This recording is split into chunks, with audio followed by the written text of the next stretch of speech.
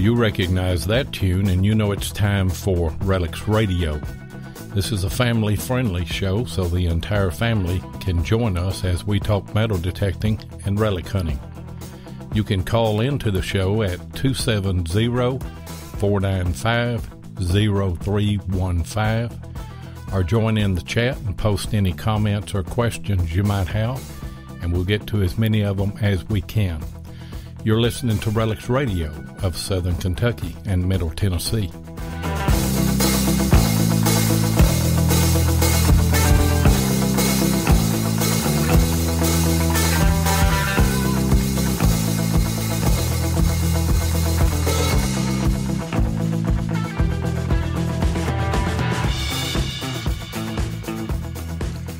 All right, and you are live on Relics Radio tonight. If you're listening at 8 Eastern Time on May the 10th, that is. If you're listening on the archive version, that probably will not be true.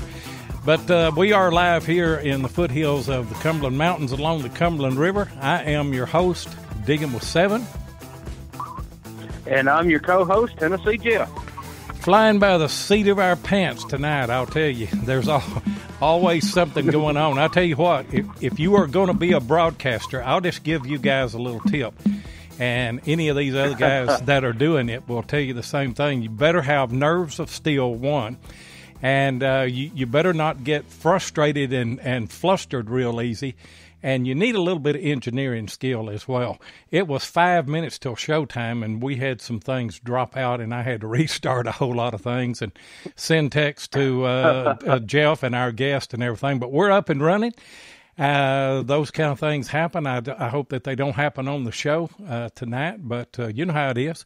Internet is not a perfect situation, but we're going to make it as perfect as we can tonight. And we've got a good show lined up, don't we, Jeff?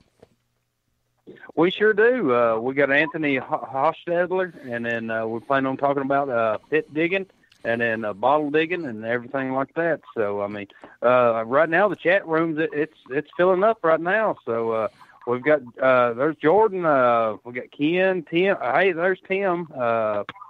There's Forrest. There's Jesse. So, and then we got Chris. I'm going through it. They're going quicker than I can say them. Yeah, Bill Hayes, Jesse Rogers. Bill, yeah, he was the first one. Forrest Hello, Bill. Chris Heimsoff is in. Woody, I'm going back through now. And Josh from Beyond Sight and Sound came in. Jeff Ford.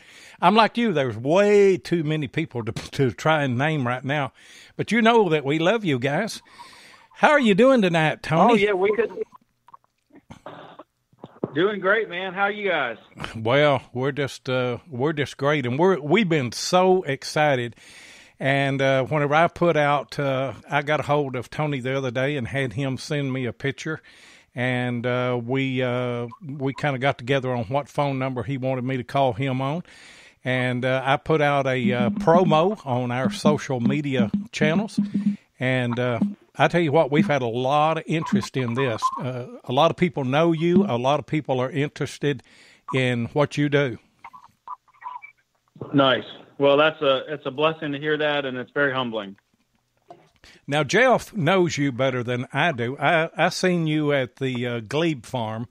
I've seen the top of your head at the Glebe Farm. You were down in a hut there.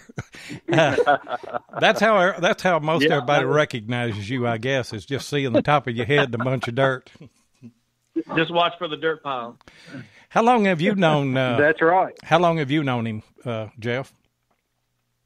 Well, since my first DIV, of course, we got to the pre-hunt meeting, and I remember. Of course, he was on the medical team, and he gave his telephone number out at the pre-hunt meeting, and then, of course, his telephone just lit up. Everybody pulled their phone out, and you could hear it. It was, of quiet, but you could hear everybody toot, toot, toot, toot, putting their number in the phone, and then here you go, you had people calling him, and then so I mean it's been a while back. So, but I mean he was the go-to guy if I had a seizure or anything like that. So, but yeah, I mean and it never fails that he always had good finds, and I seen he found it was an ID badge next to someone's hole that they dug.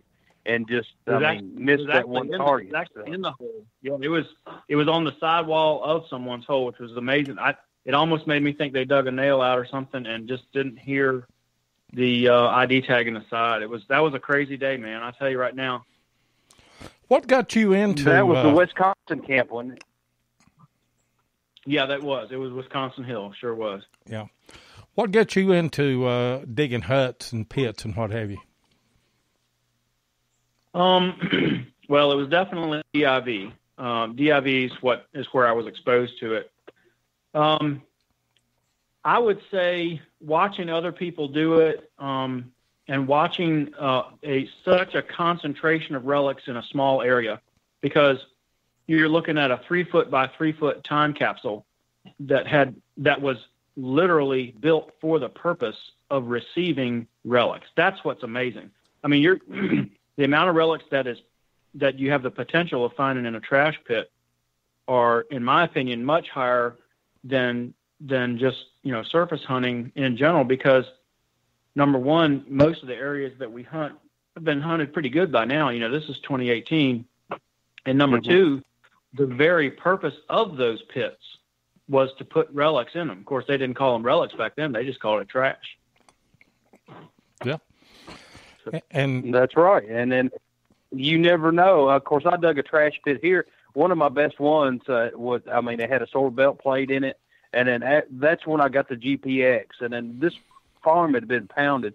And then I got that signal with the GPX and dug down, and it was a sword belt plate. And then I found the sword hanger, and then no full bottles. See, that's eluded me. I have never found a really full good bottle from the Civil War. It's coming. Well, you've got a handle on, if you've dug your first pit, then you've got a handle on the way that things are supposed to work. You've got an idea of what to watch for, and it's just a matter of time. I told that to my buddy Gary Alexander, who lives in Lenoir City, Tennessee, not far from you guys, and just a great friend. And a bottle eluded him for probably 5 or 6 years, but I just kept on. I said, Gary, don't give up. I said, one of these days, you're going to get that signal that puts you down in a pit, and you're going to get a bottle. And he finally did. This last digging in Virginia at Coles Hill, him and Scott Gary, I got to give them props. They moved so much dirt, and he got a really nice food jar out of there, and then Scott wound up with a pretty little inkwell out of there.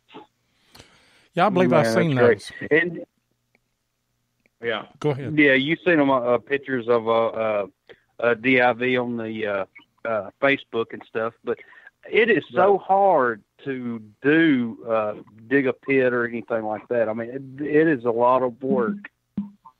It really is, and that's where I think it's so important to have conversations like these and have videos and pictures and discussions, because if you can impart some knowledge, you can literally save somebody 2 hours worth of digging, because there have been a number of times. I'm thinking in particular of the Rat Tree Farm that we dug at DIV 38 maybe. Trying to remember. Sounds right. Anyway, 39. Yes, one of those. And there was some gentlemen that they had the gusto, man. They had the right attitude, and they were positive. But just looking at the soil, I just looked at it like, man, what are you guys seeing? Because I just couldn't see what they were digging for.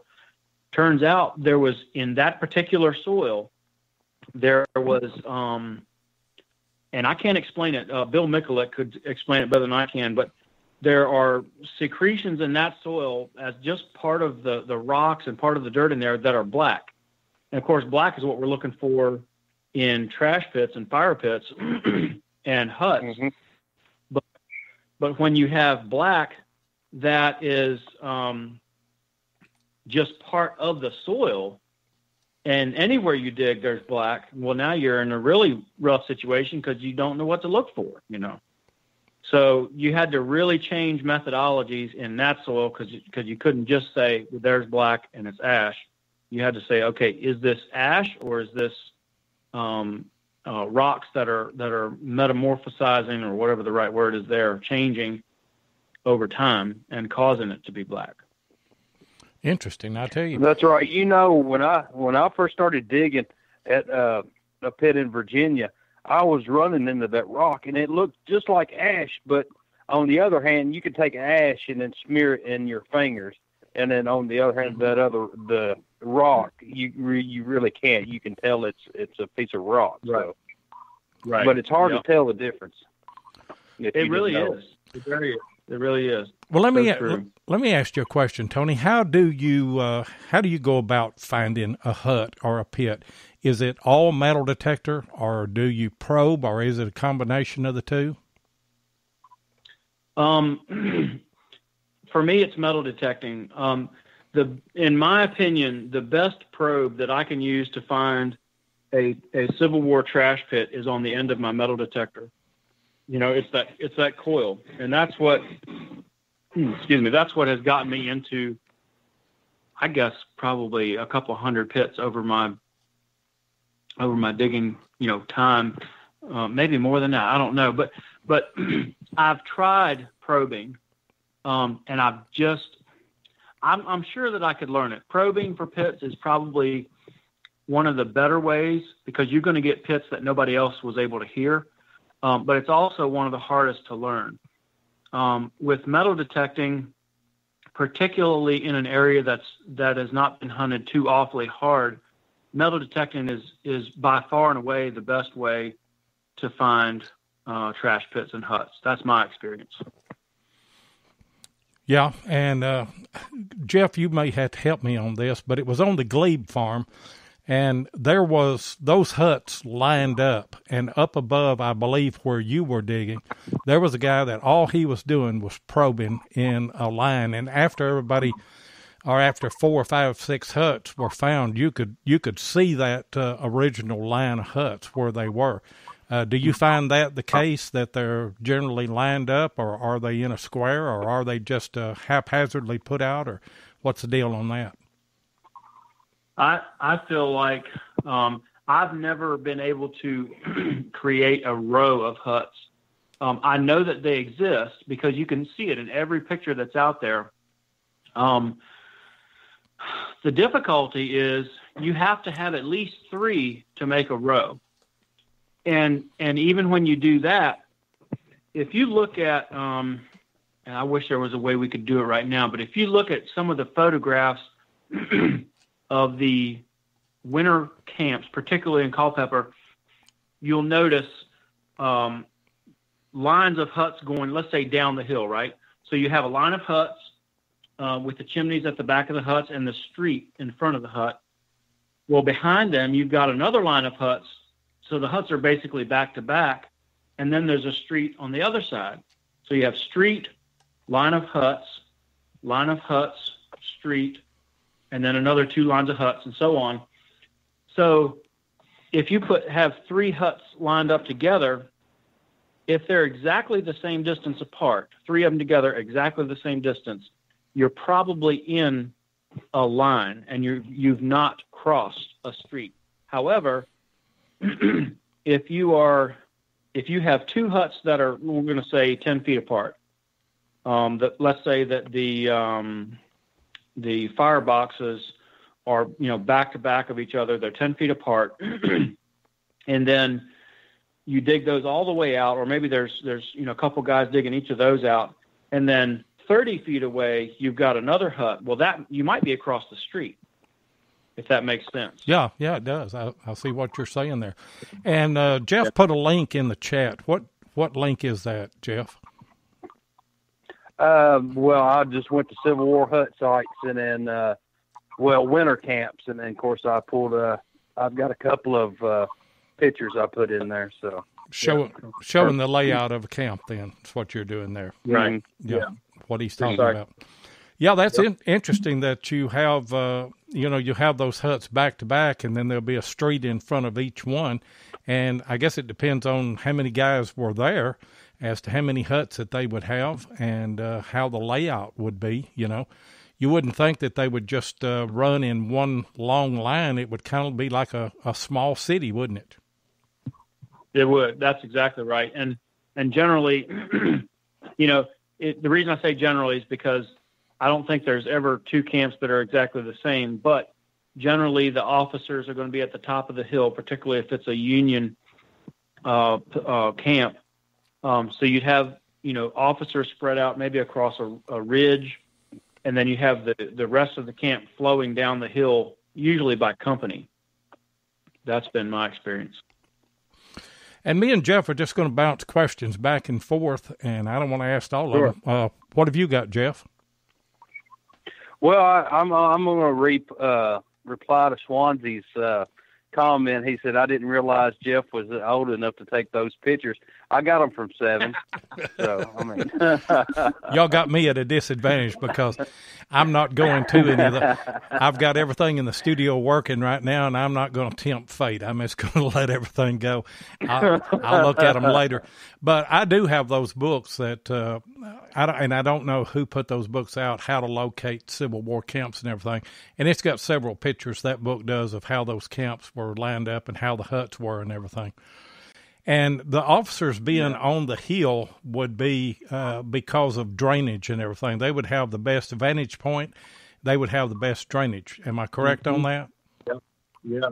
Oh, absolutely. That would make that kind of went along with their position and their title and the respect that they got. They could be in a more prestigious place. On the other hand, of course, they got a lot more wind, during the winter. So they had to make good and sure that their huts were pretty, relatively airtight because they're getting a lot of wind on those hills. Of course, everybody got a lot of that. But I'll tell you what, when you're out, I was relic hunting a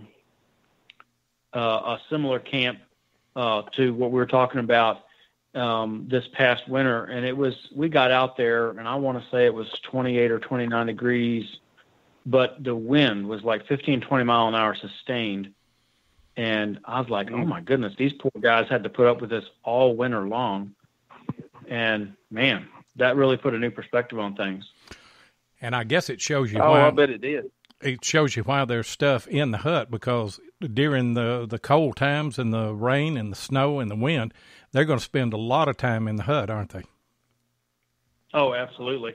And that's, they did get bored out there. That's one of the reasons, and it's a blessing for us because we're reaping the benefits 153 years later.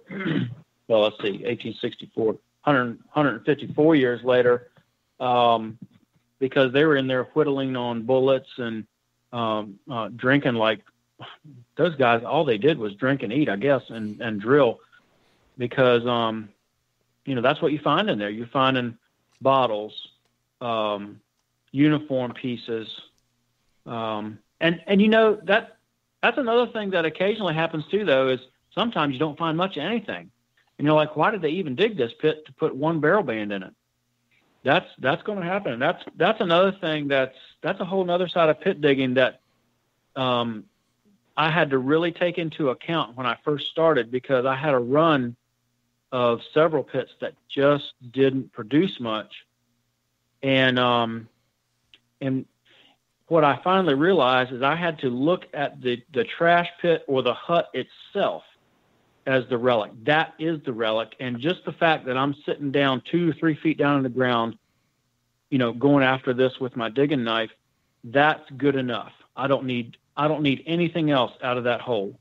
And when I finally started having that attitude and just being thankful to God for the opportunity to dig a trash pit out, things became easier, and I actually started finding more relics. That's a good perspective, just to be able to relive what was going on in most of those 1864, I guess, weren't they? Absolutely. Yeah, 63, 64. But you know what, though? That So you're asking if huts were more of a 63 to 64 phenomenon? Is that what you're asking? Yeah. Uh-huh. Well, actually, they were very prevalent throughout the war. I mean, it really they're everywhere where soldiers spent more than a couple months. To talk about huts in particular, living quarters, yeah, we're probably talking winter camps. But those would have been very prevalent, 61, 62, 62 to 63, 63, 64. But probably the best part of pit digging in general are the trash pits. And that was anywhere that a soldier or regiment would have been camped for even more than a couple weeks. I'm trying to think of a good example. Here's a great example. East of Richmond, McClellan got boxed up in the peninsula. 110,000 troops, I think it was, 1862. The Army got completely re-outfitted from being supplied by ships from the river, from the James River, while they were there. And man, you want to talk about 1 or 2 months worth of occupation producing a lot of trash pits. It's phenomenal. It's just amazing. And it takes a lot of research, doesn't it? Yeah, it does. You have to, some of these places are well known, so those not as much research just because the digging community, everybody sort of knows where it should be. But then, there's some other places where you'll be going along and you get that deep target and you're down 18, 20 inches and finally see ash and glass in the bottom. And you're like, well, I didn't even know there was anything dug in here. And a good example, we knew there was camps in the area, but the first time we hunted, what was the name of that farm? Up 29, Spillman's farm. We were right behind the farm manager's house, and it was probably an early 1900s home. But we're digging amongst barns and fences and concrete feeding areas where the cows were feeding, and electric fences and telephone lines, and just not really a place you would expect. But somebody got in that area, started digging buttons. They called a friend of mine who I was hunting with and said, hey, you need to come over here. So we went over. We're not going to refuse a good time. No. And we got there, and it was on. I've never seen so many relics come out of such a small area in my life. And that was dug in. Nobody knew it was. They didn't even know there was a camp there. And it turns out there was an additional camp about 150 yards away. Did either of y'all hunt Spillman? I didn't. No, the only two. Yes, I did. Yes. The only two that I've hunted was the Glebe Farm and then the DIV 40. I don't know what farm that was, where it had the Ohio camp and the Vermont camp there. Those are the only two that I've hunted. Oh, right. Okay. Yeah. Yep. And there wasn't any pits on those, were they? There was you're talking about. Let's see. The 40 was the one where the guy from Georgia found that ID tag. Oh shoot! Big, huge open farm, and they had the people up in the woods hunting that New York camp. Is that the one you're talking about? Right. Yeah, that's it. Yeah, that's 40. Yeah. That one did have some trash pits in that New York camp because was Jim Spiels got into one. I think it had 18 or 20 bullets in it, so a bunch of cow bones, but it wasn't that deep. And the reason I think is because the the hillside was really, really rocky. I mean, you couldn't swing a shovel without hitting a rock. Yeah. So in those cases, you might not see the big, 8 by 10 foot or 12 by 12 foot hut sites, dug down 2 or 3 feet in the ground. What you may see more there is little small trash pits with relics in them. That's what we dug, wasn't it, Jeff? Yeah, we got into a little trash pit on the New York camp then, and then I found that tip to a pin. What was that called, Lloyd? A nib. was what it was. Yeah, Yeah. And then Oh, that's that awesome. was where I found my first bullet, was in a trash pit. So, And we found a couple of right, buttons. it wasn't very deep, but I mean, it was If it's it was all right. a pretty good size area. So, Chris has a question here. If it's all right, I'll respond to that. Sure. If it's okay with you guys. Yeah. yeah. I've dug bullets maybe 14 inches deep and hit fire-pocked rock, red rock, dark dirt. Did I mess up by not digging that hole out a whole lot bigger? Several of these in Missouri, just digging bullets, so a couple of big. Yeah, you probably screwed up there. Go back, Chris. No, here's the great thing, though. What I would do, Chris, I'm kind of joking by saying you screwed up. You didn't screw up because you dug relics out. But here's the deal: if you're positive that you hit ashes, that's one thing. That you do need to open up. There you go. That's the right attitude. Go on back. Yeah, I'm going back. Yeah. Yeah.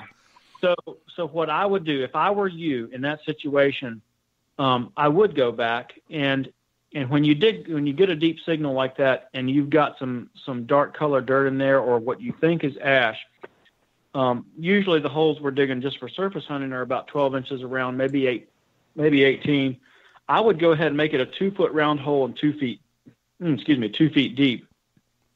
And that will tell you the story pretty quickly. One key is this: if you're past about 14 inches and you have odd color soil that you know is not indigenous soil, and when I say indigenous, I mean it's not the original soil that's been there for 1,000 years. Here's a good example. And Chris, if you can answer this with your chat, do so. Do you have, let's say you have red soil, like, I don't know, I think you said you're in Missouri. If you have red soil and that's your undersoil, that's not your plow zone, but I'm talking 14 inches plus. If you have red soil there and you're at 16 inches and you've got, instead of red this time, now you've got brown, you've got what looks like ashes, and particularly if you see, a piece of glass roll out, well, that's you got to open that up. What you're saying that's what I would do. What you're saying is you're looking for any anomaly that doesn't fit with the general area, the soil color, soil density, or any of those kind of things. Generally, that's true. Density, I don't put as much stock in myself because I've been around people that were probing, and I've done it too, where I was trying to use a metal probe, in the ground, and I thought I felt soft dirt, but there was just nothing there. It was mostly my inexperience, but what I found is the number one indicator is when you have, well, obviously metal, but in the absence of metal and in the absence of glass, you need to have a mottled soil, particularly with ash in it. That's probably the best giveaway. And you know what? Usually it's not real hard to know when you're in one, particularly if it's a trash pit, just because with trash pits, they're pretty obvious. Like they had a good amount of fire in there for a while. There's a good number of relics in there of some kind or another. Yeah. I tell you what. We had Matt Howe. Of course, he was talking about like if you're digging a signal and you have a piece of iron below plow level, well, that piece of iron got there for a reason. So the best thing to do is to investigate. Absolutely. You have to do that. And there's going to be times where you're occasionally going to dig a piece of iron that is not from the Civil War. A good example is we were hunting the Fair Oaks farm at DIV, and I got an awesome, long low tone, and I just like, oh my goodness, this sounds so good. And I thought it was going to be a shell because there were shells found all over that farm. And it turned out it was a 2-foot round roll of barbed wire from the 1920s or 30s, buried at about 4 feet deep, which that was kind of discouraging right at first, and it make you mad for about 10 seconds until you realize that, hey, it's okay, because if that had been a Civil War pit, I'm hearing the right signals. That's right. That's definitely what to look for.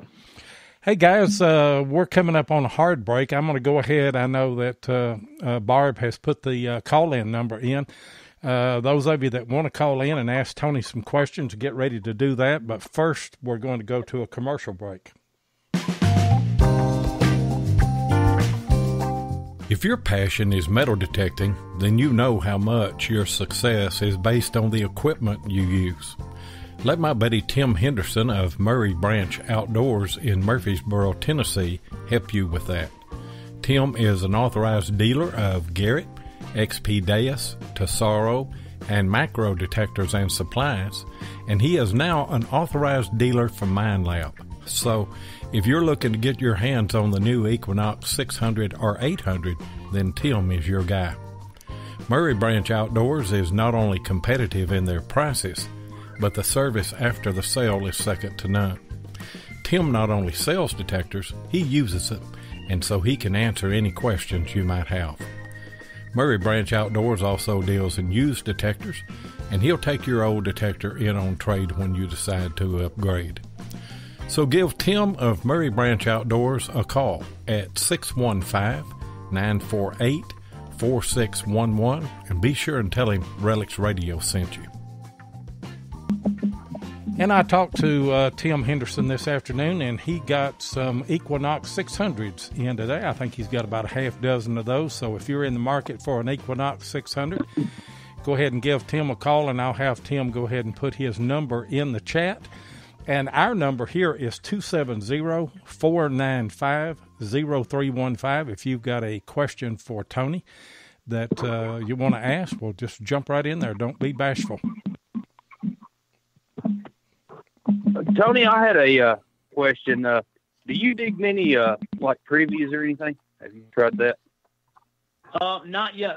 I did have a chance to dig like a 1930s privy. Let's see. You know what? We did dig some in Petersburg.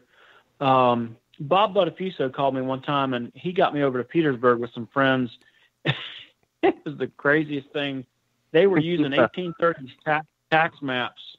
And on the tax map from 1830, let's say 32, for instance, it would show exact measurements from the street, and it would, show the buildings exactly where they were, and it would actually show the outhouses. So a friend of mine that owns a business downtown, he somehow got permission to literally take a jackhammer on the end of a backhoe, and they were measuring off of corners of buildings, triangulating where these privies should have been, take the jackhammer, bust through the concrete parking lot, and dig down 6 feet. And sure enough, there was a privy every time. It was the weirdest thing I'd ever seen. But that's my privy digging experience. Man. Of course, I've been trying to locate a privy on, of course, the house was built in 1839. And nice. I've been trying to locate the privy on it, and it's been a chore trying to locate it. So I bet. I mean, I've never dug a privy, so I mean, I really don't know what to look for. So, and nice. some people may not know, Tony. Talk about your equipment, your detectors, and what have you. What you use to get into a hut or a pit. I started out. Actually, it was 10 years ago. This April was when I started digging, and I had an MXT then. I don't recall. I may have gotten into one pit with the MXT. If I did, it wasn't many, maybe just one or two. After that, I got a White's TDI, which was really popular at DIV for a while. Got into a couple of pits there. Later on, got a AT Pro for digging here around home, which is more sweet ground here around Powhatan, Virginia, unlike the hot soil and Culpeper. And then, of course, we all sort of know about the GPX movement a few years ago, and I've got one of those. I've got a GPX 4800, and for years I've used a 18-inch double D commander coil, which got a lot of good depth. And then just recently, I guess it was April 6th, I bought a 15-inch D-Tech Super Spiral double D coil, and that, according to some people, and I tend to believe these people, it gets better depth than the 18-inch. It's a smaller coil, and just seems to do really good. And in the business of finding pits, even just an extra inch of depth makes all the difference. Yeah. Hey, we got Chris Hamsoff on the line. You were talking to him in chat there a while ago. Go ahead, Chris. Good. Hey, Tony, it's nice to talk to you, man. I sure been looking forward to this. Absolutely. Good talking to you, Chris. Out here, we've got just really rich black farm soil and real deep prairie soils. That's what I'd like to get the guys. I've been talking with a couple of fellows here. I'd like to get them up. One of them has a GPX, and he seems to do pretty well with it. Yeah, absolutely. Do you so what kind of camps are you hunting? These are 1861, 1862 winter. The diaries talk about the incredible amounts of mud. Wow, that's good. I've never heard of anyone digging camps here in Missouri, or digging huts here in Missouri. Well, then if that's the case, you're sitting on a gold mine, honestly. So you're saying that they were for sure wintered there, is that correct? Yes. Okay. We're talking regimental size camps, is that correct? Yes. 6,000 men. Oh my goodness. Yeah. You're in it. They've been pounded hard. I'm going to guess. Yeah. That was my next question. I was going to say, I'm guessing that it's been hunted pretty good. That's actually a good thing, believe it or not, because a lot of the easy surface targets and surface trash will be gone. So the signals that you do hear, particularly if you're using a GPX, or I'm just going to say a GPX because right now that's probably the premier machine for hearing really deep targets like this. The targets that you do hear with that kind of machine are more likely going to be the deeper targets that no one ever heard before. And so essentially you don't have to worry about hearing all the little tiny targets up high. You're going to hear the bigger, deeper targets. And those are that's what pits are going to be. So, Do you have any suggestions on if there's 4 of us, but only Jeff Ford has the GPX? Should we just have him flag the signals and then tie him up and throw him in the back of the truck so we can take these? How should we go about doing that? Tie him up. It seems logical to me. I would try it and see how that goes. But Jeff's a big guy, so bring it, follow around with the shovel and hit him on the head. You're going to have to get on top of the truck to even hit him on the head. Yeah. I might go put him in one of the bear traps. One of the bear traps should hold him. Yeah, that'll work. Or just bury him in the first hole you dig. I think all of us need to come out to Missouri and bring our GPXs and just help you guys out. What do you say, Jeff? I like the way that sounds. Hey, that sounds like a good idea. I've got hunted out sites for you that we can get on that have only bullet things we find out there are bullets at 12 inches deep, and that's it anymore. Well, Tony. Well, hey, we need to bring the GPXs up there. Tony brings up a good point, though, because I'm right on this, ain't I, Tony, that you're looking for a winter camp because that's where they would dig in. They wouldn't dig in on summer camp. And, you're looking at a spot where... They might some, actually. Generally, winter camps are going to be longer because they were there for so long. Now, summer camp, you will have some small fire pits and some trash pits, and you'll definitely have latrines. That's one thing we haven't touched on much yet is latrines. But in the case of the McClellan camp east of Richmond that we mentioned earlier, I could be mistaken, and I don't remember for sure, but I want to say that was I think it was July. And even in that case, we're talking pits 5 feet. The last one I dug there was a couple months ago, 5 feet long, 3 feet deep, 3 feet wide. And there are some that were much bigger than that. So it's not just about the huts and staying there for a winter. It really is about any amount of occupation and just having too much stuff to just leave on top of the ground.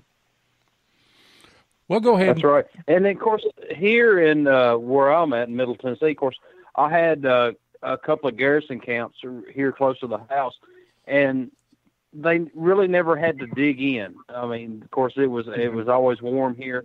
So, I mean, that's the bad thing about huts. But now we had plenty of trash pits, and then that's the thing I'm trying to get into now is like digging the trash pits out of the farms. Because I know there's still plenty of relics left that you could find, but it's going to be deep. Well, the one thing, and I don't know if Chris is still on the line or not, but he is. What he's talking about. Okay, good. What he's talking about in Missouri with a winter encampment there, and he specifically mentioned all the mud. That is a big deal because you've got, and maybe not even so much from a hut or pit digging perspective, just in general with relics, you've got that much mud and guys slogging through the mud. Then you've got tons of erosion and wash. It's going to be, they're out there, during the night sleeping, and it's pouring down rain, and you're getting nothing but erosion for months. And so you might have rivulets of mud washing down the hillside, and between the winter encampment, which lasted probably 3 to 6 months, followed by multiple years, most likely after that, not being farmed, you're talking about lots of erosion, sometimes 2 to 3 feet of erosion in one area at the bottom of a hill. So you might have big pockets of relics in tiny little rivulets that are now covered up with 1.5 feet of dirt. And actually, Matt just said it right there, super long low tone. So if you have, let's say you've got a U.S. Belt buckle at 18 to 20 inches, a lot of, I'm not going to say that every VLF detector would miss that, but a lot of them would miss it. That's really deep.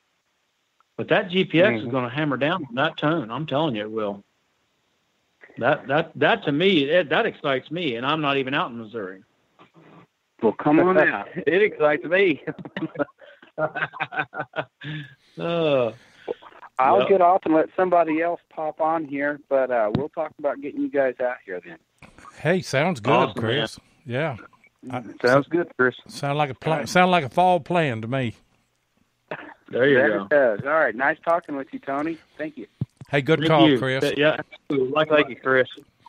Tony, go ahead and talk a little bit more about latrines. I don't know that we've got all the information that we'd like to have on that. And by the way, if you've got a question for Tony, our number is 270-495-0315. Go ahead and call. We're a ways away from closing this show down. I can tell you that right now. Good deal. Yeah, latrines, that's what we call them. A lot of times the soldiers called them sinks.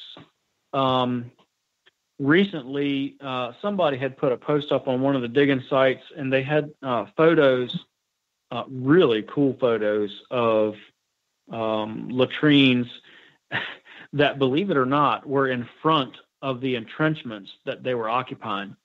I don't quite understand how that worked, but I guess it doesn't make sense to me.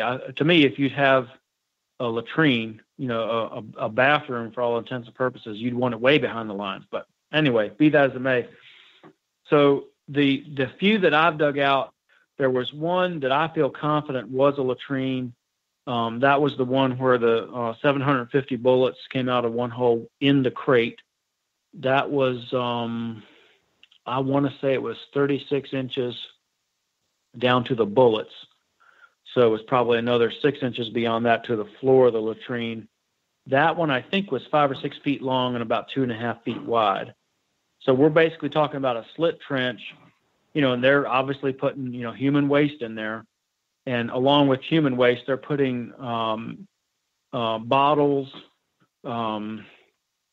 Don't ask me why, but this particular camp, we're talking Wisconsin Hill, they threw basically an entire case of 3-ring mini balls in there.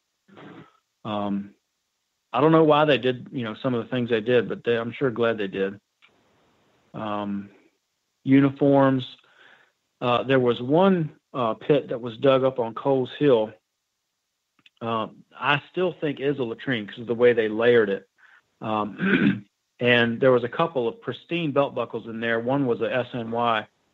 Soldiers typically didn't just toss those. I mean, I think a lot of times they were lost, or maybe if they were damaged, they were thrown away. But there was 2 really nice ones in that hole. And my thought, you never really know what happens, but my thought is they're in there doing what they're there to do, and with their belt loosened, maybe it just slid out of their pants, and they're certainly not going to go after it now. So I don't know. I don't think that I would either. I'd put in a requisition for a new belt buckle myself. Exactly. Yep. The one thing in particular about latrines that in the few that I have dug is that they do seem to be layered. Once you get into the bottom of them and you're sitting on the floor of it, let's say 3 feet, and you look at the sidewall of the undug portion, a lot of times you can see, it might not be real obvious, but you can kind of see a layering, almost like a lasagna. That's maybe not a good example, but you can see sort of layers of dirt. You might have, real bright red that looks like indigenous soil, then there'd be a layer of brown, and then above that more bright red, and then brown again. And that's just simply, they did that to keep the smell down. They were just layering dirt on top. Yeah, dig it down and then use it for a while, and then put some dirt on top of it and use it for a while, and then eventually probably move, I guess. Yeah, and they would just keep digging multiple latrines, and that's something to remember too. I mean, you're talking, if it's a regimental camp, you're talking, I think it was in excess of 800 guys in a regiment. That's a lot of folks, and that latrine's going to be used pretty much, all day, every day. So there's a really good chance those can be even more lucrative than trash pits. The one that we got into at Rat Tree, what was his name? Mike Weaver had gotten into a nice little trash pit down in the bottom of the was it the Second Rhode? What was the regiment that Elisha Hunt Rhodes was in? Wasn't that Second Rhode Island? Anybody remember? I don't know. All for the Union. Let me pull up. I'm sure somebody's going to say it here in chat. 1 second. I'll tell you what. While you're doing that, hold that thought, and we've got one more commercial break here real quick. Sounds good.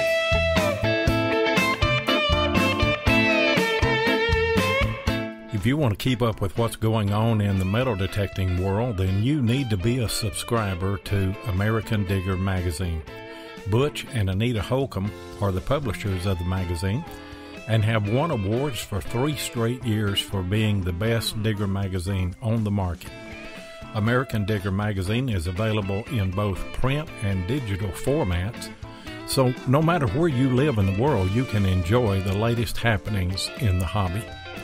You can get in touch with American Digger magazine by going to americandigger.com or give them a call at 770-362-8671 and be sure and tell them that you heard it on Relics Radio. And by the way, guys, the name of that tune is Wide Pride Blues in honor of Butch Holcomb and Heath Jones. Wide Pride Blues. Wide Pride Blues. That's what it is. I like to get that in there every chance that I get. Go ahead, Tony. Yeah, just talking about latrines. So I did a quick Google search while we're sitting here talking, but those of you that have not read the book All for the Union by Elisha Hunt Rhodes, you really ought to get it and read it. He started out as a private in the 2nd Rhode Island Infantry, and he wound up as the adjutant general, he was colonel.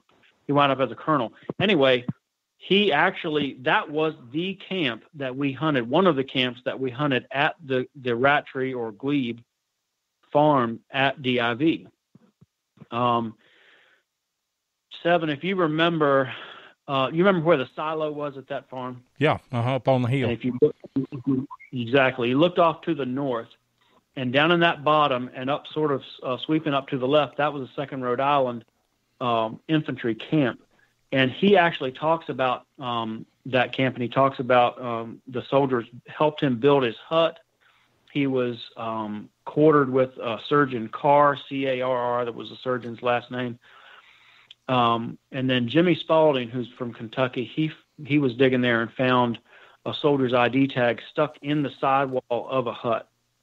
And it was, I want to say it was like Company K, and I don't remember the soldier's name, but it was a 2nd Rhode Island infantry, which is good enough for me to go ahead and call that camp the 2nd Rhode Island Infantry Camp, which to me was just amazing, especially having listened to or read All for the Union. But that was the camp we found the latrine in, the very bottom end of it. And that was just so cool. We found 2 latrines there. The first one we got into wound up having 20 whole bottles in it, and the second one I think had 2 or 3. Man, what DIV was it on Coles Hill where they found the latrine? 11 is where they first got into it, and the bottles really started to roll out. I mean, but I want to say it was middle or late part of the second day when they were, I'm not sure. They didn't find it right away at DIV 11, but then. Yeah, it was later in the hunt, and then, of course, everybody just had to hurry to dig what they could dig. Right. Hey, guys. And then they reopened it at 14. Mm-hmm. We got another call. Barb is on the line. What's going on, Barb? Well, hello, Barb. Some of my favorite people. How's it going, Barbara? You're our favorite people, too. I want to talk to Tony about the 15-inch D-Tech coil. Yes.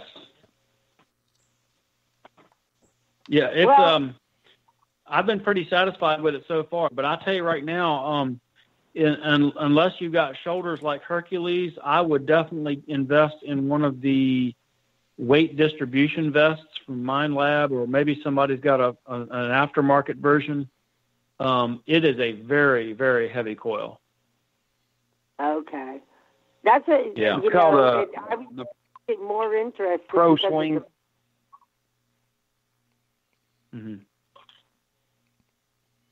Go ahead, Barb. The price is just, I've seen other, coils that were lighter, but the price on this one is pretty good. Yeah, I think, I'm trying to remember what I paid for mine. It was in the $400 ballpark. But I think it's a good trade-off. I don't know if this is any real indication of its performance, but for me, that I literally bought it the first morning of the last DIV at Coles Hill, and my third signal was a sword drag at about 18 to 20 inches, along with some other relics, and that was a pit, and that gave up a bottle, a belt buckle, and a medicine bottle. So I'm sold on it. And I'll tell you, Barb, what I've done on my large coil I've got the 12x15, and it's not all that heavy, but it gets that way if you use it all day. I use my harness that came with my GPX that you put your battery in, because my battery is mounted on the side. And then I've got a bungee cord that I just run to my GPX and just hook it on that harness, and it really does help. I mean, it holds the weight of mainly of the coil up off the ground, a little bit, helps you out. So you could do that as a last resort. Even if you wear your battery on the back of it, you could still run your bungee cord down off the front. I think that, to me, that's almost smarter than getting a vest in some ways, because you don't have to invest any money into it. And basically, I mean, if all you really need, like he said, is a bungee cord, I think that's a great idea. Well, the 4500 came with a bungee cord, so you've already got what you need. It did. Yeah. Oh, well, then there you go. Yeah, you've got everything that you need. Yeah. See, I got the MindLab Pro swing. And of course, it's got the little plastic attachment that goes on your side, and then of course it's got the bungee cord. It helps a lot. And then, of course, I still have a little back problems with that. And then I wear my backpack, and of course it's got I keep at least 3 liters of water every time I go hunting, and that helps me kind of balance out. Mhm. Nice. Okay, That's good well, stuff. I just wanted to call in and say hi. I love Tony. He's a great guy. I love seeing the pits dug at Glebe when Glenn dug that teapot. That was like killer. That was phenomenal. It was amazing find, no doubt about it. Yeah. And that was in that roll that I was talking about. What would it be? East of the silo there, up in that little draw that went up the hill, wasn't it? Yeah. In fact, I'm still looking back. I've done some looking at that hillside. I'm still not so sure that where he got that teapot, that may actually have been officers' quarters up along that ridge. I can't swear to it. I don't know for sure. I think you'd actually have to dig something specific to a soldier with a name on it to know for sure. But they were either really big trash pits. I don't know. I still think they might have been huts up there, really big huts. And I'm talking. I agree. As soon as I seen that, I said, "That's officer." Some officer had, and somehow it got left behind. Exactly. I feel the same way. And Barb, Tim Henderson put in, he is a detect dealer, so you might give him a shout and see what kind of deal that you can get on that coil. He's also a MindLab dealer, and if Jeff Ford will put in what coil that he's got, I've been impressed with it. It's an elliptical commander coil, and it did a great job whenever he came down and hunted with us. I think he found some bullets that we wouldn't have found with our coils. Yeah, we were just using the 11-inch, and then of course Jeff Ford, he come behind us, and then he done real good. And I see Matt. And you know, go ahead, Tony. Talking about the coil sizes, I tell you what probably makes more difference, really, to be perfectly honest, than the coil size, is making sure you can get that thing, not only set it on the ground, but sometimes you got to push the ground, particularly if you're in a cornfield or a bean field, and especially in a pasture that's not eaten down all the way to the dirt. You really got to push, because even a half inch or an inch of difference in depth will make all the difference in being able to hear or not hear a hut. And Jeff put in the chat that that's a 12 by 15 Commander. It is a double D. That brings up one more question that I want to ask you real quick. Have you ever used any mono GPX coils, and what's your thoughts on the mono coil? I have not. I think it would be worth trying because I have heard rumors, nothing solid, but I have heard rumors that in certain very sweet or non-mineralized ground, that monocoils get phenomenal depth. I'm talking like way crazy depth. But most of the ground that I dig is not that way. It's something that needs to be investigated. I'll put it that way. That's what I had heard, is that you don't get the coverage with a monocoil because everything comes out the bottom or the center of the coil, but you do get more depth if you've got good soil. Now, if you've got mineralized soil, it don't handle it as well as a double D. But that's a thought anyway. Sure, absolutely. Well, Lloyd, don't you have the monocoil? I've got an 11-inch monocoil. Yeah, I never have used it, and you don't get the iron discrimination with monocoil that you can get with a double D, and that's another problem. But hey, Barb, give Tim a call and see what he can do for you there on one of those coils. What kind of price that you can get on one of those? We've already hooked up, and Tony, I love you. Great speaker. Glad you had him on. I was like rushing through the house trying to get everything done so I could get here at 8 o'clock. Well, that's very kind of you to say. I love hearing your voice again, and I guess before long we'll see each other at DIV again. It'll be here before you know it. Oh, God, I can't wait. I love going. It is the best family, the best friends. Everybody's great. And I agree. You got to, what was the one we went to? It was where the skirmish was. It wasn't Right. Mm-hmm. I found all those bullets in that one spot, but it was because I was going slow. I was hugging trees, and nice. You just never know where you're going to find stuff. I tell you what, you're hardcore. I got to hand it to you. I know whenever I see Barb out there, she's gonna be nailing it. She's just so good with the detector. Don't try to stop her in the woods and talk to her. Wait till the hunt's over with. Wait till it gets dark because she's all business. I have a 80% hearing loss on one side, so when Tony was giving his class going, it goes woo and used the pole cord, whatever he had, showing how the sound goes. I'm like, Tony, that makes no sense to me because I don't hear that. Oh, that's funny. And so what I do with my hearing loss, and this might be good for other people, is I was not finding anything at that skirmish. And one of the guys said, Barb, these are all over the place. And I said, let me just swing it.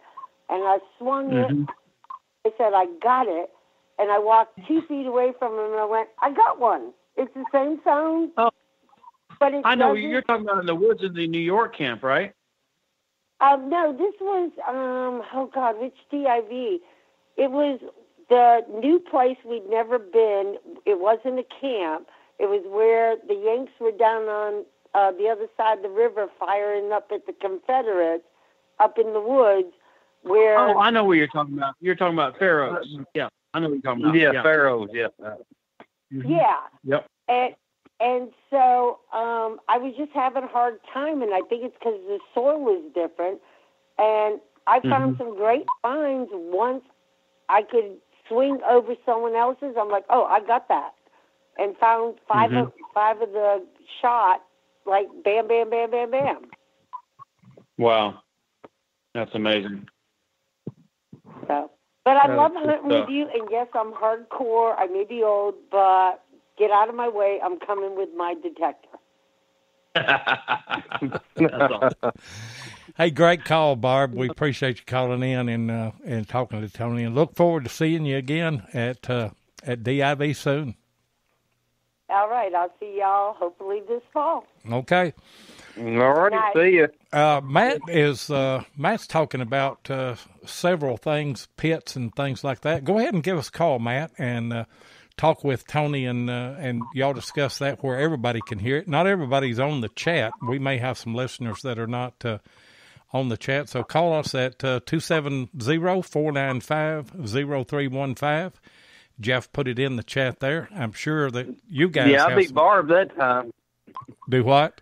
Barb normally, I beat Barb that time. She normally puts the telephone number in, and then I beat her that time. So. We appreciate Barb. She's one of our moderators and helps us out quite a bit all the time. And she got to be with us on our live show at the last DIV, so that was great.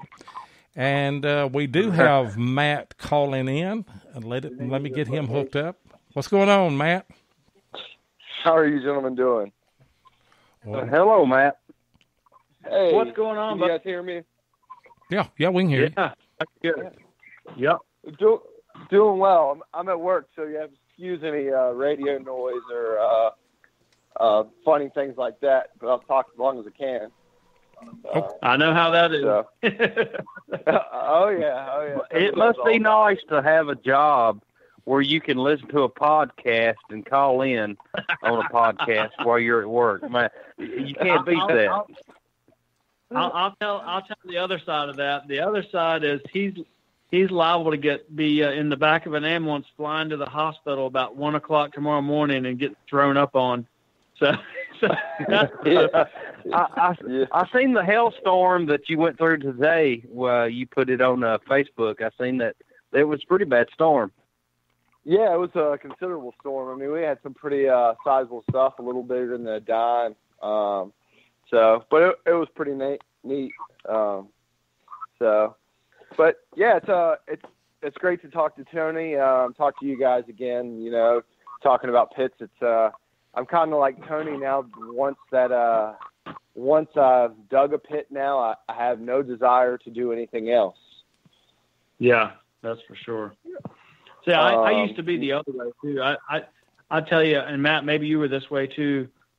When I first started, I remember before DIV 13 and 14, I didn't really care a lot about it because one or two of the pits that I did get into didn't have much in it, or maybe I saw somebody dig a pit that, you know, they got one button out or something like that. And I thought, well, I can do better than that, you know, surface hunting. But what I was missing really was the glass. And especially when you dig your first piece of glass, after that, it's almost impossible not to get addicted. Mm-hmm. Yeah, you know, I guess it was 37.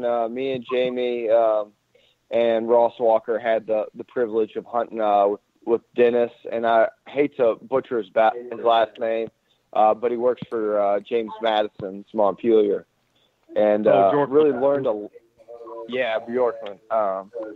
Really learned a lot from him, and he put us into our first pit that produced any glass. And after that, it was just a phenomenal hunt, you know. That's awesome. That was good. I guess, you know, I did see in the comments, somebody was talking about kind of the signals and what you look for. And, you know, Tony, I don't know what you look for, but after, I know you guys have seen probably the last video I posted of, I'm hunting a very deep old line in the middle of a field, and I found I think I've gotten total this spring we've gotten 4 bayonets out of it, some ramrods, and probably about 150 bullets. Wow. Man. But what I'm looking for, and I think this is what you look for, I'm not real sure, maybe you can elaborate a little more on it, is I'm looking for this long, really kind of broken, almost unaudible tone. Mm-hmm. I would agree with that. To me, I don't know that it will necessarily break a lot. It depends on how deep it is and how much iron content. The ones that I've dug, typically, I'm thinking in one in particular right now it was a complete, it was a barrel band, not like a rifle barrel band, but a actual barrel, a band that encircled a wooden barrel, and it was about, right, I'd say 14 inches in diameter. And even though it was all iron, because it was so deep, the tone actually, for me, remained clean. Now, sometimes that's not always the case. Sometimes it will break if it's shallow enough, because the GPX apparently has a better ability to discriminate and sort of break up iron if it's relatively shallow. But yeah, the prime word that you used was long, and it's kind of a hard thing to describe until you've heard a really good deep target. But it just, the duration of that tone, particularly a low tone, for some reason they seem to all be low tones for me, with a few exceptions, but the duration of the tone is just like, takes forever to swing over it, like 18 to 36 inches sometimes even longer. Yeah, and I haven't had that personal experience with that length of a tone. I did dig a shell this spring that it seemed like maybe I had about a 12-inch signal. But that was a good, solid, smooth. It was just so low and so quiet that it just sounded the same in multiple different directions. And I thought to myself, I got to dig whatever this is. And after the first 12 inches of dirt, it was absolutely popping, and I knew it was a good target. Wow, that is awesome. And see, right there is a perfect example.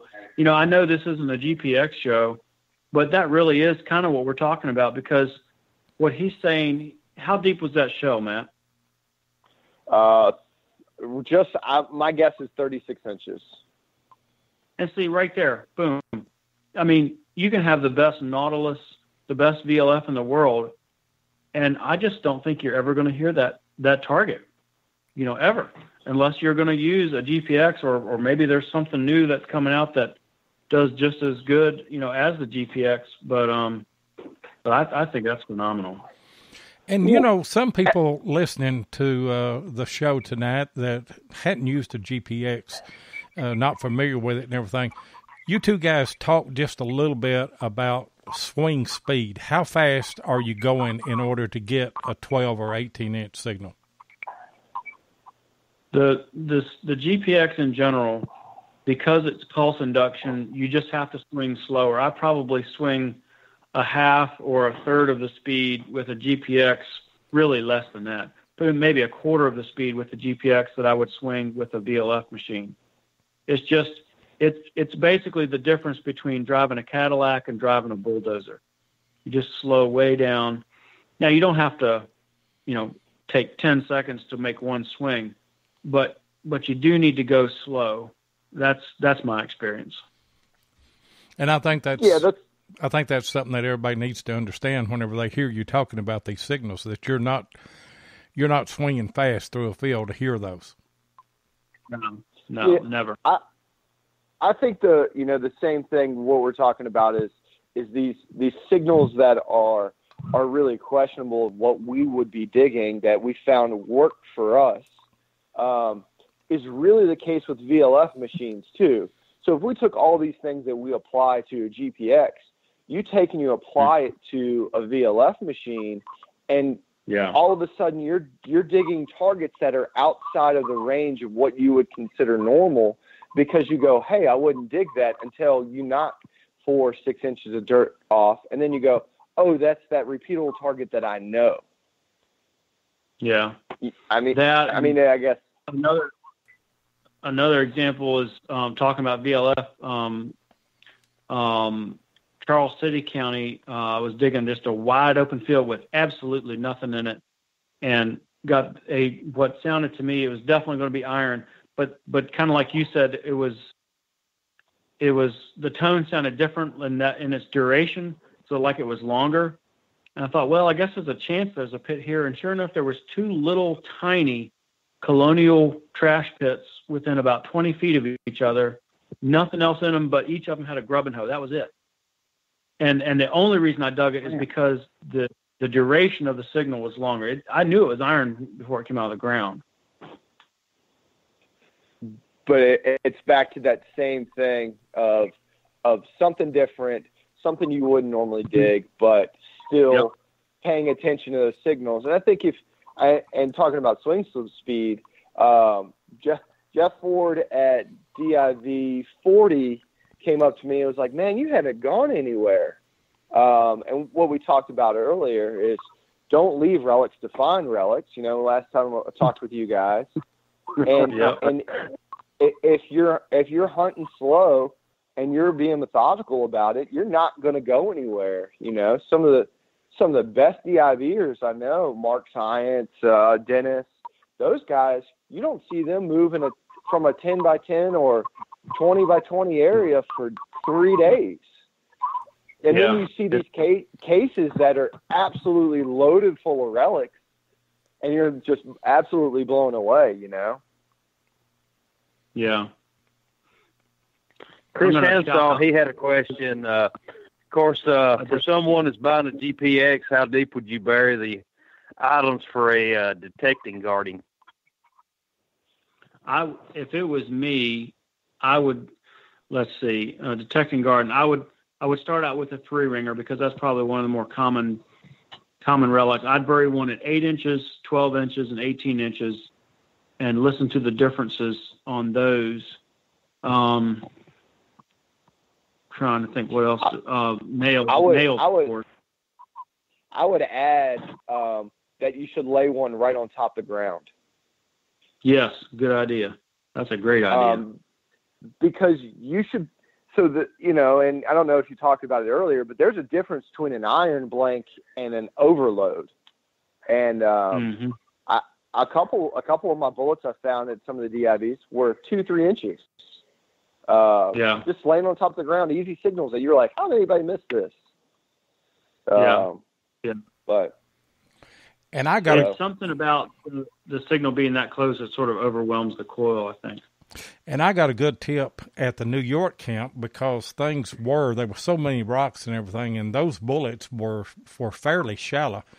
And I had my iron reject turned up to 10, and a guy named Troy that I met, he came up and he told me, he said, what have you got your iron reject on? I said, 10. He said, turn it down to about 4 or 5, because he said, these bullets are blanking.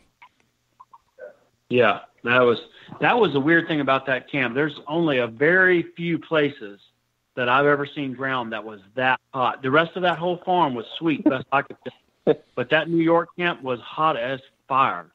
And the there was a lot of people leaving relics just because there was every bullet in the whole place was blanking. It was the weirdest thing I'd ever seen.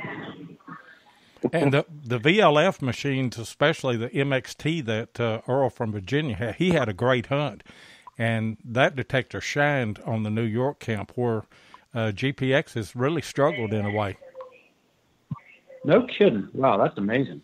Yeah, I mean, he had a great hunt with that MXT. And I think it was just because things were shallow and we were passing a lot of signals that were probably bullets that, were blanking on our machines. We're blanking, yeah. Yeah, first 2 days. Yeah.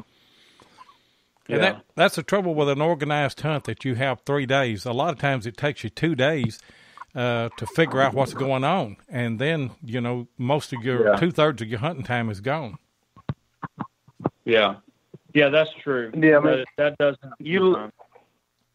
You look at other hunts, I mean, that John and Roses put on. All right, say Brandy Rock, for example. Okay, everybody knows where the targets are there. I mean, they know where the camps are. It's laid out and everything. I mean, we could go back there and then do pretty good, I mean, with the bigger coils on the GPXs. As, say, a new farm, it's going to take everybody a while to learn where everything's at. Right. I think that's the key. And the interesting thing to me about ongoing relic hunting in the future is that every time technology changes for the better, and one example for me is this 15-inch coil, it's going to give me some kind of an edge. That changes things. When we go back to Brandy Rock, and I hope to goodness we do, it's going to change things. We're going to be able to go back to the same areas, but now we'll have more knowledge, hopefully better equipment.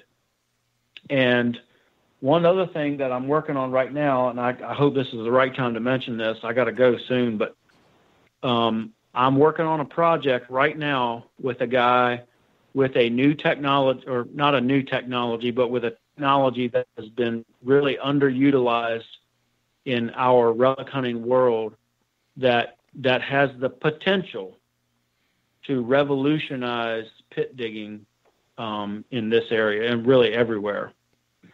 And I'll have hopefully more information on that coming up within the next several months.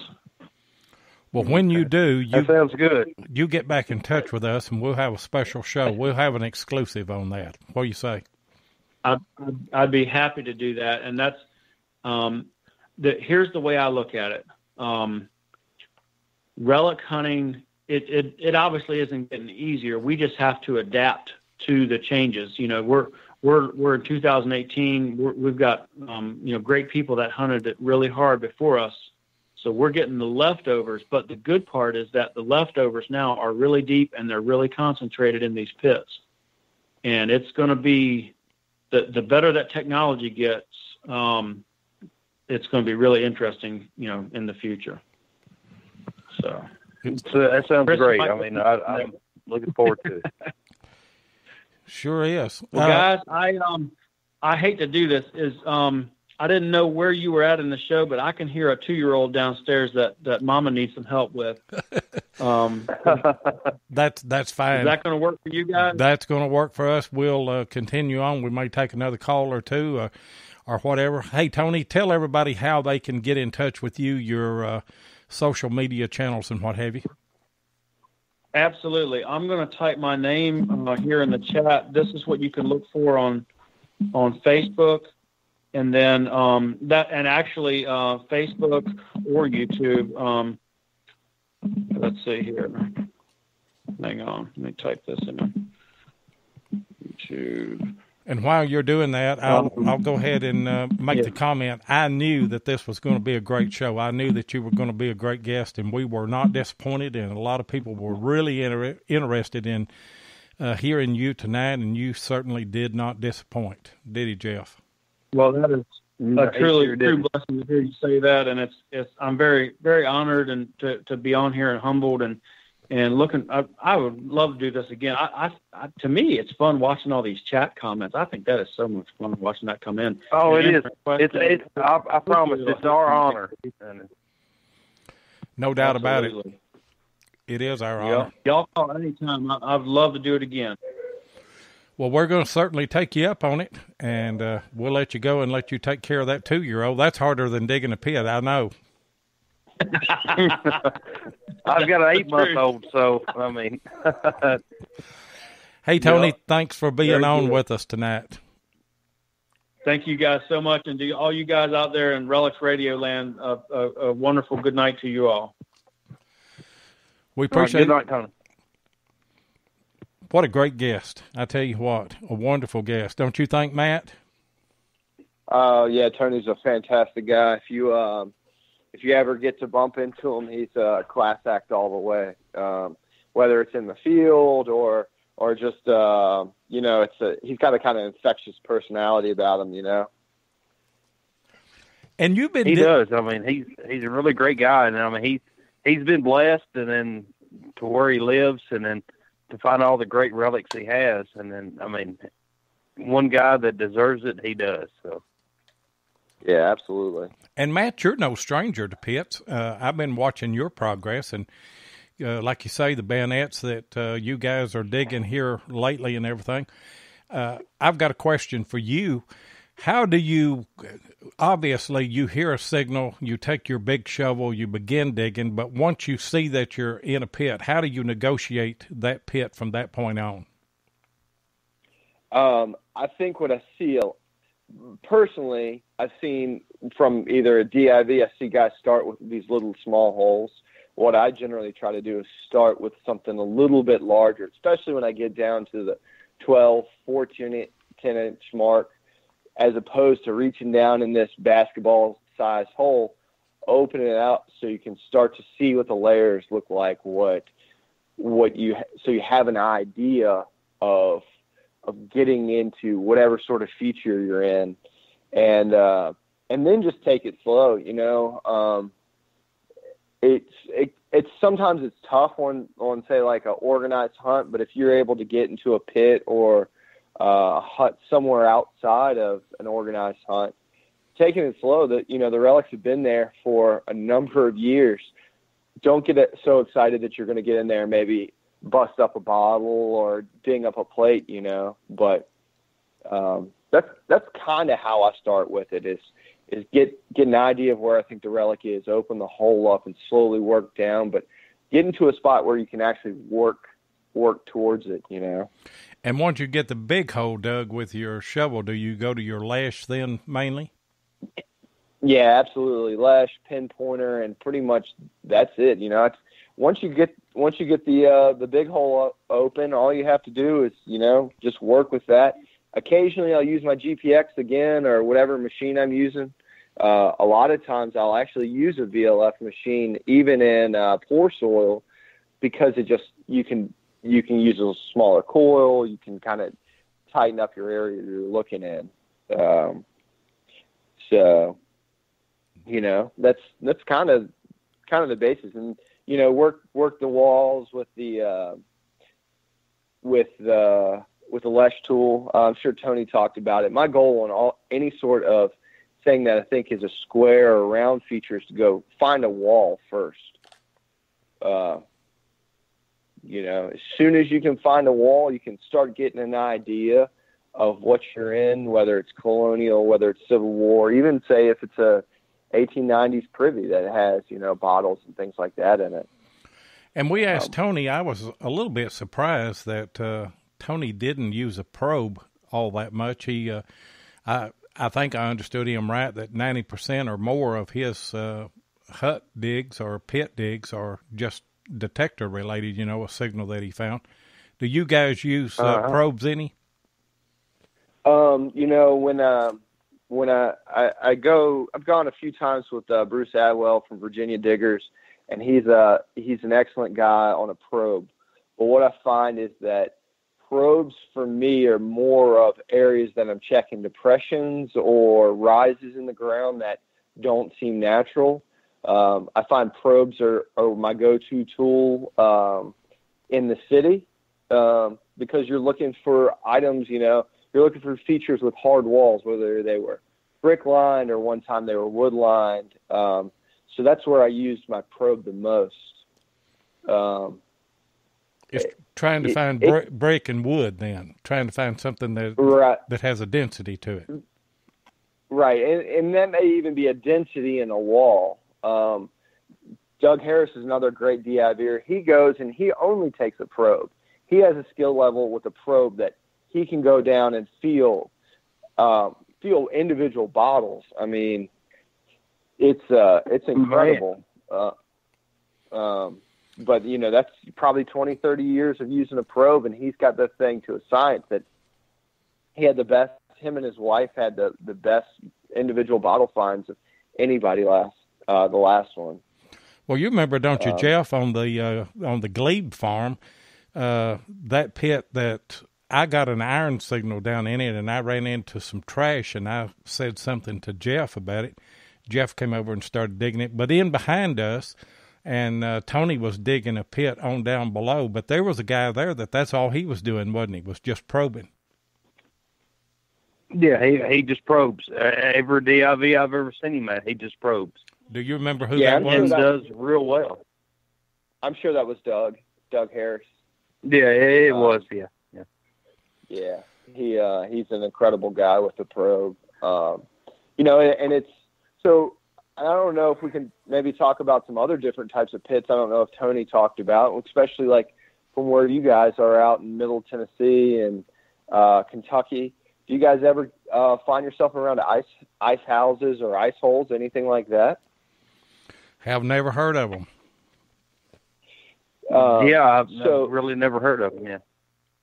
So specifically, like I know there are a lot in Virginia, especially around some of the colonial era homes. What would you find is these larger depressions in the ground, and generally they're going to be related to some sort of creek, where in the wintertime they could have backed in. They would have had either a dam for a small fishing pond where they would have held fish, but in the wintertime it would freeze over, and you'd have basically like where you could go and remove the ice and layer it down in this hole in the ground so you could have your root cellar a lot colder than it would be normally throughout the year. You bring up a good point there. And there was an old gentleman, and most of these guys in the chat tonight are talking about that I was old and back in the Civil War and everything. I'm not that old, but I have got some age on me. But there was a guy that was a lot older than I was, and he was talking about a major hailstorm that we had in our county way, way back, probably in the 20s or 30s. And he said that hail the size of quarters just rolled down the creek. I mean, there was water with it because it was raining. But that hail pushed itself. There was a bend in the creek, and it pushed itself in the wall. And this was like a March or early April storm. And he said that they were actually able to dig ice out of that wall as late as June. Yeah, I completely believe that. And I guess for us, what we would consider maybe a cellar hole, like up north, would be like our ice holes and things like that around here in Virginia. And I wasn't sure if they had those sort of things like out towards where you guys are. I don't know, Jeff. That's something else for us to look for, I guess. That would be. I mean, I'm sure they had to. I mean, to keep their ice and everything that. I mean, of course, I know we've got a couple of cellar holes where it has a spring running through the center of it, and then that's where they put their milk and stuff like that. Yeah, I mean, that's something worth investigating as well. So I probably would lightly probe something like that to see what the contents are like on the bottom, how deep it is. A lot of those kind of springs and stuff build up over the years with vegetation and organic matter. So that would be something that would be, you could probe pretty easily, maybe get a feel for how the probe works, and then if you could feel any glass down there. Well, me and Jeff we just got us a couple of probes, and we haven't really done anything with them yet, but that's, and I guess summertime may not be the best time to do that because the ground gets harder and harder as it gets drier and drier, but that's definitely something that we're going to look into and see if we can get into some pits. Yeah, and Jeff, you were talking about finding privies to older houses. I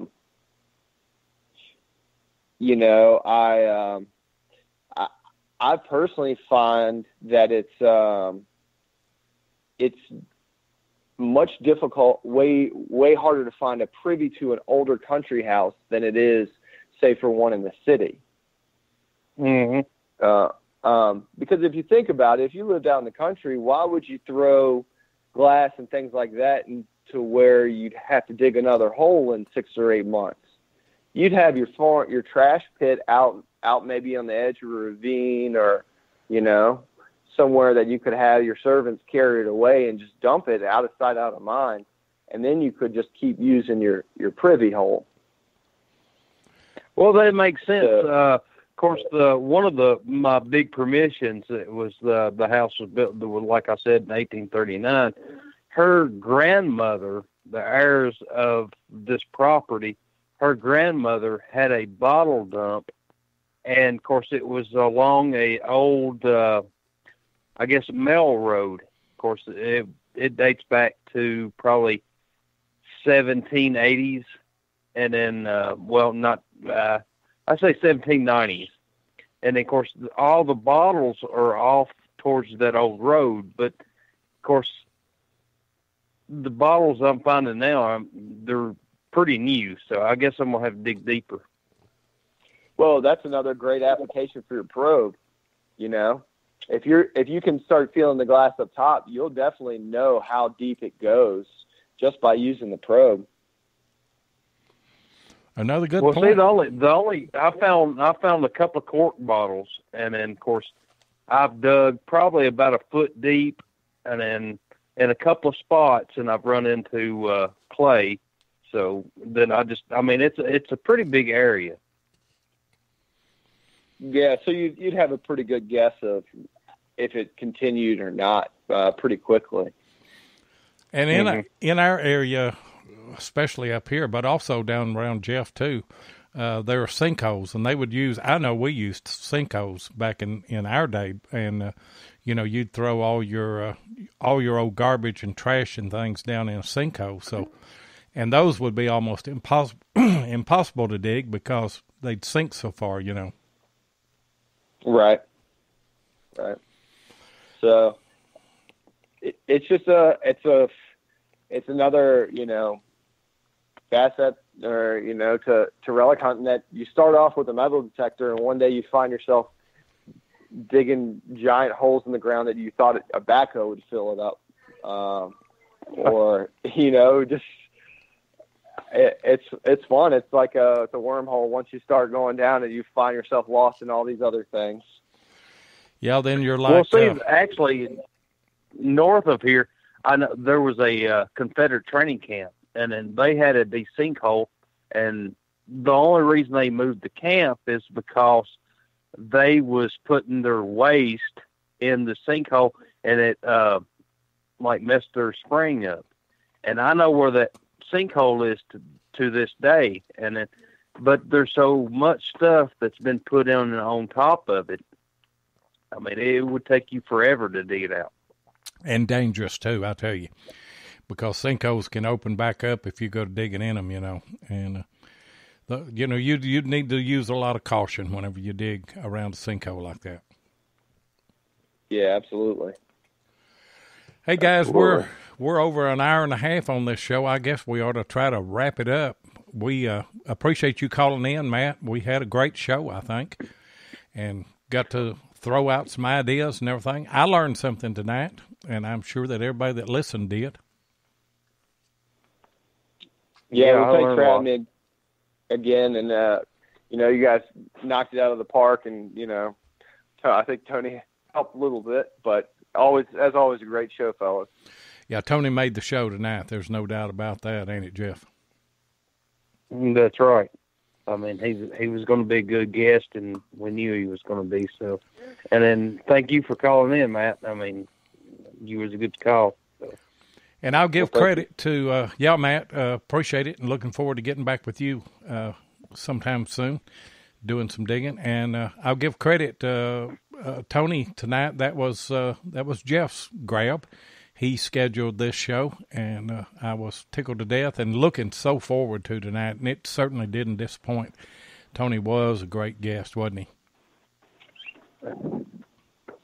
Sure was. Yes, sir. Don't forget about Barb. She was a good call, too. So. Yeah, she was.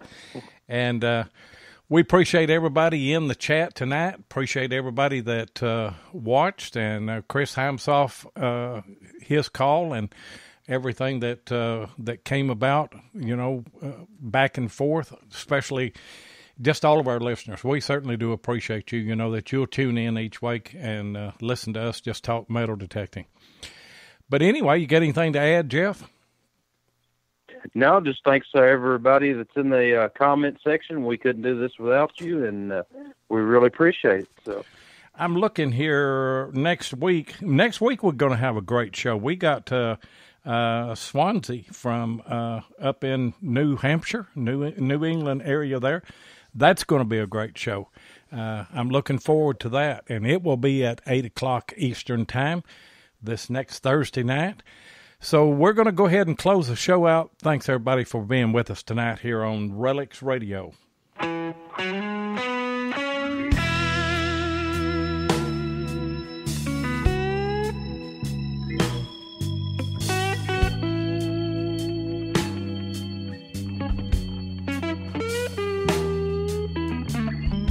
Thank you so much for joining us tonight on Relics Radio. We really do appreciate it. Be sure and join us live each Thursday night at 7 o'clock Central Time, 8 o'clock Eastern here on Spreaker. Or you can catch the archive show at Relics Radio on Spreaker, iHeartRadio, or iTunes. Please take a minute and hit the like button, and be sure and follow us so that you'll get notifications of all of our upcoming broadcasts. You can also find us on YouTube at Diggin' with 7 or Tennessee Jeff, or you can check us out on our Relics Radio Facebook page. If you'd like to get in touch with us, then send an email to digginwith7@gmail.com. We'd love to hear from you. We hope you'll join us next Thursday night, and until then, get out there and dig some history.